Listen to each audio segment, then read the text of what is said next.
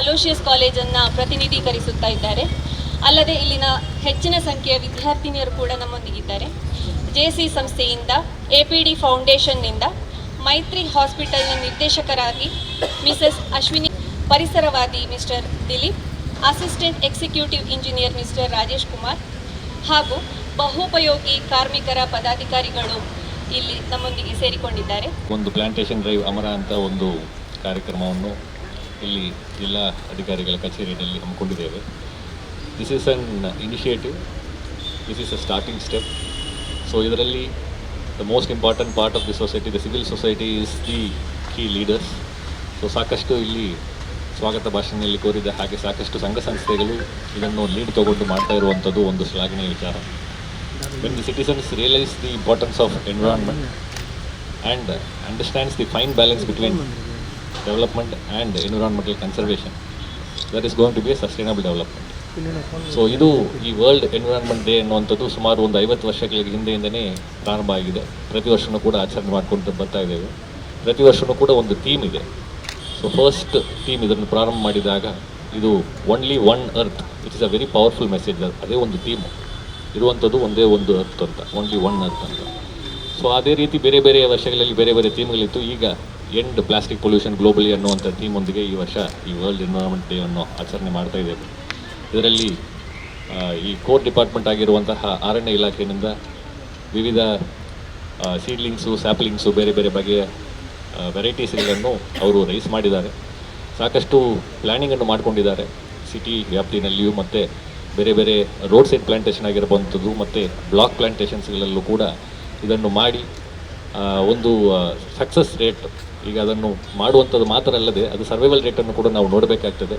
Survival ರೇಟನ್ನು ಹೆಚ್ಚಿಗೆ ಮಾಡಲಿಕ್ಕೆ this is the correct season. ಯಾಕೆಂದರೆ ಈಗ ಸಾಯಿಲ್ ಮಾಯಿಶ್ಚರ್ ಕಂಟೆಂಟ್ ಚೆನ್ನಾಗಿದೆ. ಸೊ ಅದರಿಂದ ಅಪ್ಟೇಕ್ ಚೆನ್ನಾಗಿ ಬರಬೇಕಾದ್ರೆ this is the ideal season. So ಈ ಒಂದು ಸೀಸನ್ನಲ್ಲಿ ಈ ಬಿಟ್ಟಿಂಗ್ ಕಾರ್ಯಕ್ರಮವನ್ನು ಮಾಡಿ ಅದೇ ರೀತಿ ಪ್ಲಾಂಟೇಷನ್ನು ಕೂಡ ಮಾಡಿದರೆ ಸರ್ವೈವಲ್ ರೇಟ್ ಚೆನ್ನಾಗಿ ಬರಬಹುವಂಥದ್ದು ಅದು ಒಂದು ಕೂಡ ಇದೆ. ಸೊ ಈ ಒಂದು ಓವರಾಲ್ ಒಂದು ಇಂಪಾರ್ಟೆಂಟ್ ಪ್ರೋಗ್ರಾಮ್ಗೆ ತಾವೆಲ್ಲರೂ ಬಂದಿದ್ದೀರಾ. ಸೊ ಅದಕ್ಕೆ ಒಂದು ಧನ್ಯವಾದಗಳನ್ನು ಹೇಳ್ತೇನೆ. ಮತ್ತು ಈ ಕಾರ್ಯಕ್ರಮ ಸಿಟಿಸನ್ ಲೆಡ್ ಪ್ರೋಗ್ರಾಮ್ ಆಗಿ ಮುಂದಿನ ವರ್ಷಗಳಲ್ಲೂ ಕೂಡ ಸತತವಾಗಿ ನಡೆಯಲಿ ಅಂತ ಆಶಿಸ್ತಾ ನನ್ನ ಮಾತುಗಳನ್ನು ಮುಗಿಸ್ತೇನೆ. Thank you. ಈಗಾಗಲೇ ಪ್ರಭಾ ಜಿಲ್ಲಾಧಿಕಾರಿ ಅವರು ಹೇಳಿರುವ ಹಾಗೆ ಕೆಲವೊಂದು ಅಂಶಗಳನ್ನ I will not be repeating. United Nations convention ಪ್ರಕಾರ ನಾವು ಈ ವರ್ಲ್ಡ್ ಎನ್ವೈರ್ಮೆಂಟ್ ಡೇ ನಾವು ಆಚರಿಸ್ತಾ ಇದ್ದೀವಿ ಪ್ರತಿ ವರ್ಷ ಜೂನ್ 5ನೇ ತಾರೀಕಾಗಿ.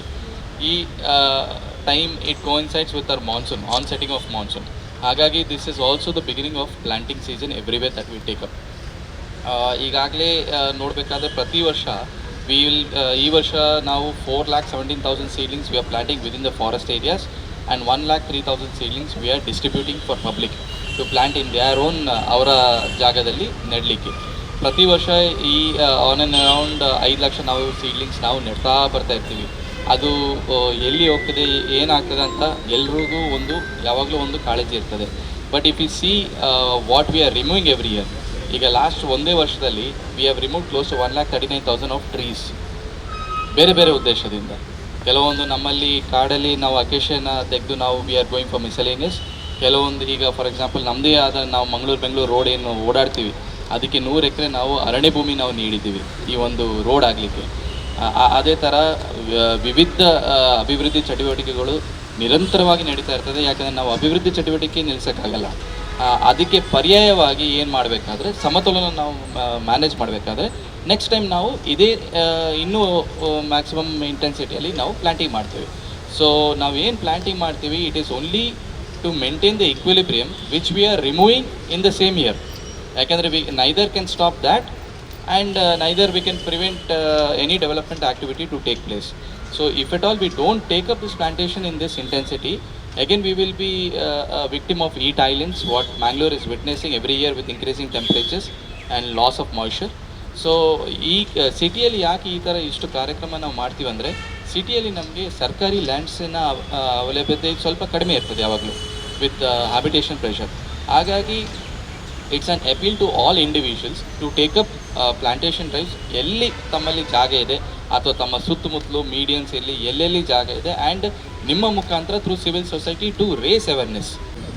All right, so coming back to my comfort zone, taking a class. Development, when we say, we talk about sustainable development, and it's true that we cannot stop development. Why aren't trees a part of development is the question that I need to ask. Do we say that we don't have place to put electric poles on the roadside? Jaga illa. Electric khamba haklike jaga illa anta ನಾವು ಹೇಳ್ತೀವಾ? We make space for them. So when we talk about planting trees, we take it for granted that private people will do or somebody else is going to do it. But unless we wake up and do it ourselves, and where there is warming, there we need to cool it down, and not in a place that is distance from there, is my understanding of environment. So why we cannot accommodate these trees in our habitation is the question that I was trying to address in my study. And then I realized, jaga ರಸ್ತೆಯಲ್ಲ, ಜಾಗ ಮನಸ್ಸಲ್ಲಿಲ್ಲ, ಜಾಗ ಹೃದಯದಲ್ಲಿಲ್ಲ. We are not making a part of green cover an integral part of development. So can such activities initiate a process that people want more green? So when planning happens, policymakers also are under pressure and say, look, so many buildings are there, so much concrete is there, where is the green space? We put it as a part of planning. So unless we people talk about it and request or put pressure, I think the policymakers will not get into their out of comfort zone, because trees obviously don't talk, they fall, they create nuisance. So in this monsoon, so many electric poles also have fallen, so many houses also have fallen, man-made structures have fallen. But we count how many trees have fallen and caused damage. So there is a bias, there is a very strong bias in our perception about integrating environment amongst us. When we say us, I'm very clearly defining, we think we are not the environment.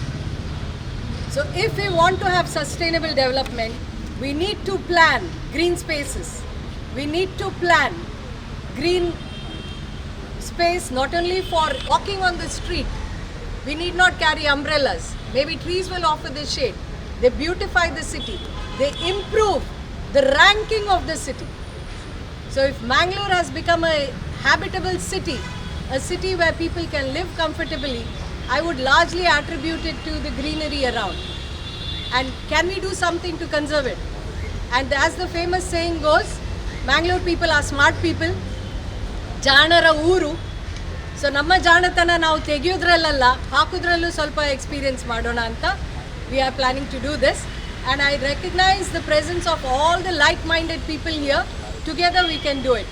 I'll be happy if you shake hands with the civil society people who have come forward.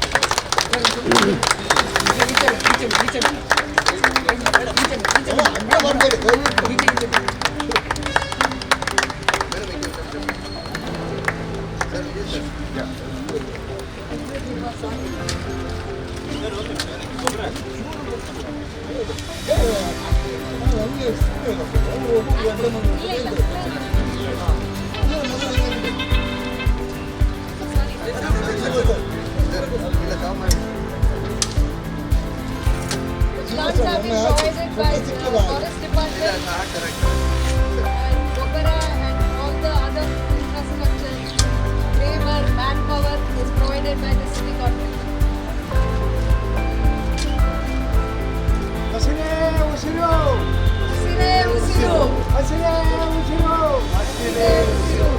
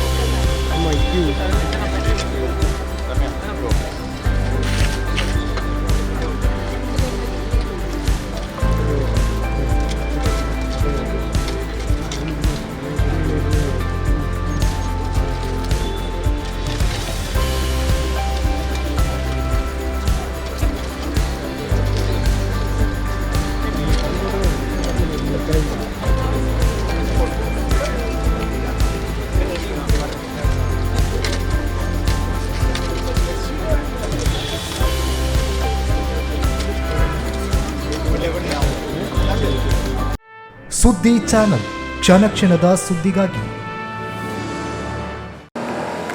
That's my gadget. Let's go have some fun then.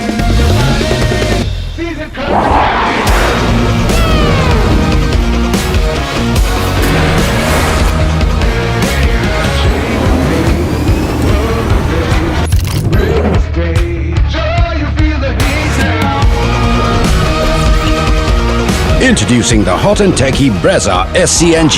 Cool new SCNG tech for a cool new generation.